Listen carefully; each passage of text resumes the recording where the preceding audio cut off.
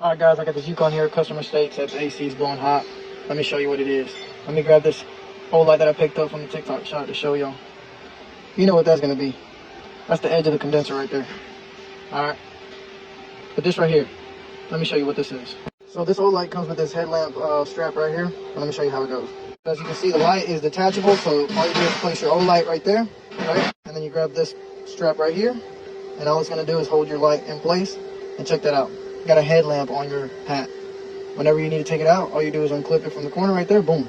Quick and easy. You don't have to take off the whole head strap in order to see something that you want to light up, okay? It also comes with like a hat clip or, pocket clip, and it can also take it off, but let me show you this. See how dark it is? Click it once, turns on, and then you got different modes. So you got that one, you double tap, turbo mode, look at that. See that? That's bright right there. But yeah, go get you one of these on the TikTok shop.